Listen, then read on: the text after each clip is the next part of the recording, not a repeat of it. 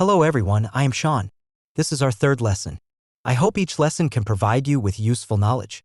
Let's get started. I hope to be not just a distant teacher, but a friend who lives by your side, patiently listening to your troubles, understanding your situation, and professionally guiding your changes. Although we have never met face to face, but via my videos, we can gradually become familiar with each other. I will establish a psychological connection with you in this video as a channel for you to discover and explore. By learning with me, you will gradually acquire this ability, the ability to deeply understand yourself and others and make yourself warm so that others are willing to approach you. The cognitive structure of each of us subconsciously causes us to expect certain frames and patterns from others. When expectations are not met, we have a psychological reaction. For example, if you are a very logical person, it is easy to become instinctively impatient with people who express themselves in a disorganized manner. Another example is if you are a well-dressed and sophisticated person, then extra dislike and difficulty understanding the men or women who are unkempt and greasy. Today, I am often corrected by my daughter's English pronunciation when my daughter hears my pronunciation is not correct because the structure of the pronunciation is not consistent with her and will produce a psychological rejection of the reaction. The face immediately floated over the expression of disdain. This process is the same as our cognitive structure is different from the other person, the process of the inner waves immediately. In daily communication, if we can let the other side of the heart know defense, no resistance, this will make the other side very easy to accept us. Let's move on to today's lesson. Today our lesson is going to be very interesting. Do we have trouble reading ourselves because we lack the methodology and tools to do so? When was a watershed moment in our lives when we realized ourselves? What secrets do the popular psychological tests and interviewers reveal to us? What are the two areas that we should pay more attention to in order to recognize ourselves? In this lesson, I'll take you through each of these questions and you'll become more familiar with the psychology of self-schema and self-concept. Let me read your mind once again. You must be especially looking forward to this lesson. Just as some of you have said, we want to read others, but often we can't read ourselves. So when you see the title of this lesson, the first thing that comes to your mind is that the captain of this lesson will teach me some effective tools and methods to understand myself. Isn't that so? In fact, the method of tools is important, but more important than the method of tools is that we first need to understand that it is difficult to understand themselves. In the end, is it because of the lack of understanding of their own methods to lead to? It's still true that if you don't have the right questions, you'll solve the wrong ones. There is a fun saying is this: in thinking about the question of who I am, the thinker is either a philosopher or a madman. Confused about what we are ourselves, which does make people crazy. I think you all though every day with yourself, but yourself. What exactly does that entail? Now you are not always able to answer out. In psychology, when everyone talks about themselves, they are actually talking about their self-concept. Self-concept is what we referred to in the previous lesson as self-schema. Self-concept or self-schema refers to an individual's understanding of himself or herself based on prior experience. When we talk about ourselves, we are actually conveying our self-schema, i.e., how we generalize ourselves. Classmate A is one of the students in the offline training camp that I have taken. On the occasion of graduation, she was so excited that she made a deal with me, determined to report her growth to me as a fresh person in 1 year's time. 1 year has gone and I received this explanation: I am sorry that I think I have not made much progress and growth this year. I think you may be disappointed. I should be the worst one among the students you have taken. Every time I get some sort of stimulus and feel like I shouldn't be living like this, I start to act, but it ends in failure. I think I've become numb. I used to feel guilty and regretful, but after repeating it for a long time, I feel like I've gotten used to it and I have no more hope or thoughts. Classmate B is also a student I have in the offline lesson. His 3 weeks of homework are A+, but the conversation between us, he introduced himself in this way: I have a low starting point. The ability to accept new things is also relatively low. I'm not a smart person. My sense of self-identity is very low. When other people say that I'm very good at everything, most of them I do not agree. I always feel that they have not seen the others. They are better than me. I am far from my own excellence in my mind. In my offline class, there is a message that impresses me. Another friend spoken to me. He said that in his interactions with other people, always worry about how others see himself. So he is all careful and humble. He also generally thinks the things he made well done only because of they are easy, and that's why he succeeds. Our self-concept is not the same as our true self. In the story of those two classmates, if I hadn't known and observed them, I could have easily been misled by the self-concept they conveyed. But in my contact with them, I realized that there was a big difference between the way I saw them and the way they saw themselves. For example, the first girl, in her daily homework, her writing often reaches more than 5,000 words, her thinking is clear. Actually, she is an upper medium among her classmates, and she is far from being as bad as she said.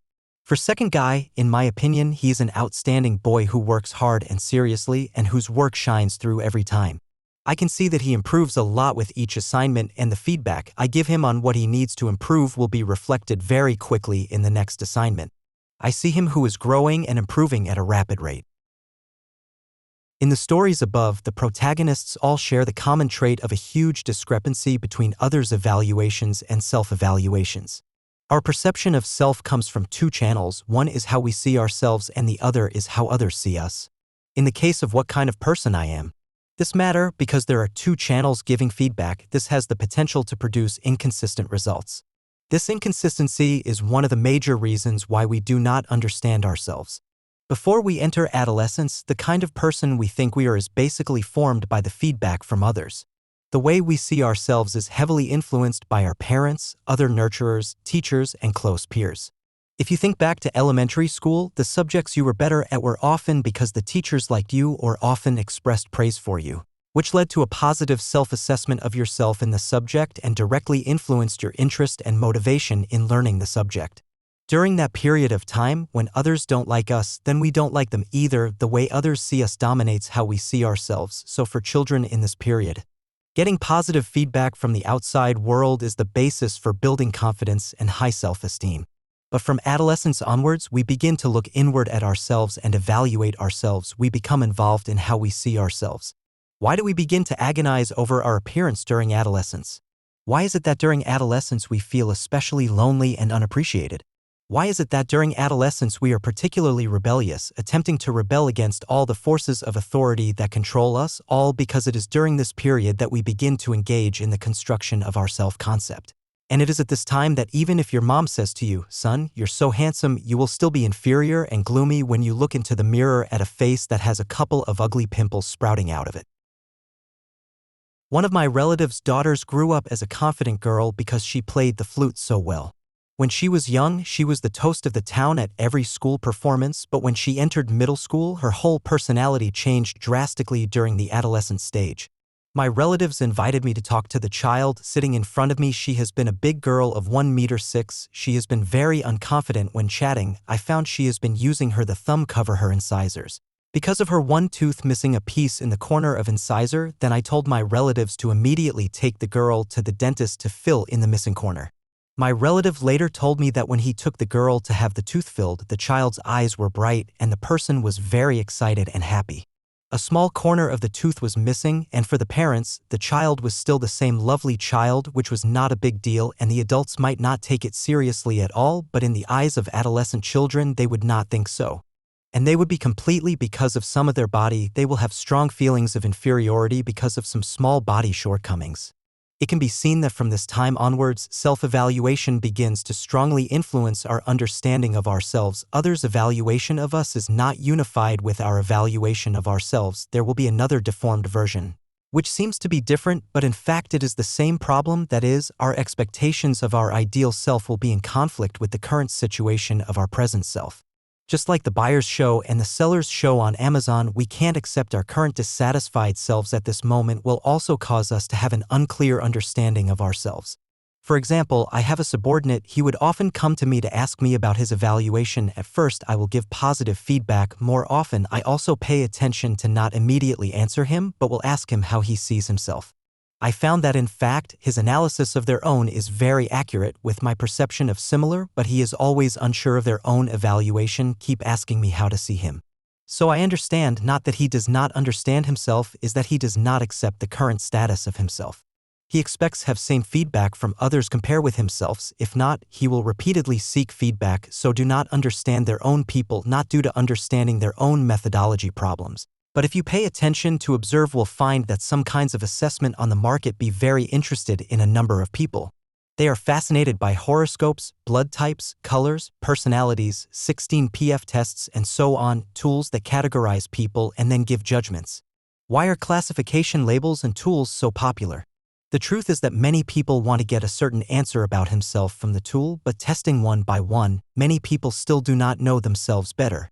Generally speaking, people who have a large difference between their self-evaluation and the evaluation of others, or people who have a perfectionist attitude towards themselves, often have the most vague, shifting, and uncertain understanding of themselves, and their self-identity is relatively poor. On the contrary, individuals who have a consistent self-evaluation compared to others, or those who are more accepting of themselves, tend to have a clearer and more objective understanding of themselves. Consequently, their self-identity is relatively higher. So, after understanding the root cause of not being able to know ourselves well, what methods can help us have a more objective understanding of ourselves? Here, I would like to reveal a secret to you. Once you understand it, you will know how to objectively know yourself better. First, let's talk about various measurements and tests. The professional level of various measurement tests varies and the results cannot be fully trusted. However, the analytical logic behind them is worth learning. You can think back to when you were doing various assessments. Did you answer questions that generally asked about the frequency of certain behaviors or reflected on several behaviors? You had to make choices. For example, in a standard EQ test on a psychological website, the question goes like this: unable to know why you are angry, happy, sad, or jealous. Choice 1, always. Choice 2, sometimes. Choice 3, never. Another example is a question in the MBTI occupational personality test. When breaking up with someone, option A, you usually let yourself be deeply immersed in it and find it difficult to break free. Option B, although you feel hurt, once you make up your mind, you will directly shake off the shadow of your past lover. Similar to assessments, interviewers also use behavioral interviewing techniques to assess candidates. For example, interviewers often ask questions like, what was the most challenging work you undertook in the past year? How did you complete it? Or please describe a memorable experience where you had a different perspective from senior management or colleagues on resolving a problem. How did you handle the disagreement? The basic assumption behind the use of behavioral interviewing techniques is that a person's past behavior can predict their future behavior. For instance, when hiring fresh graduates, companies pay extra attention to their academic and practical performance during their time in school since they lack work experience. If a student has average scores in school, hasn't participated in any social organizations or communities in school, that more means their efforts during their student years were limited and their time was likely spent on activities they may not mention, such as playing games, binge-watching shows, or dating. In such cases, even if the student confidently states during the interview that they will study hard and actively contribute if hired, it becomes challenging for the interviewer to have expectations regarding their behavior. This is because behavior has inertia and its stability is determined by one's psychological makeup. Breaking this behavioral inertia without significant external stimuli or internal motivation being triggered is a difficult task. This is the underlying principle of behavioral interviewing. Regardless of whether it is an assessment or an interview, the purpose is to understand people. We cannot see or touch the human's heart, so we can only judge a person through their behavior. In psychology, a person's mental processes are ultimately manifested through behavior. Each person's mental process will have individual characteristics, forming their unique psychological appearance, which will be manifested in stable behavioral patterns. Both assessments and interviews collect behavioral data to judge a person. Whether it is a professional psychological assessment or a professional interview, there are typical behavior assessments and highest behavior assessments.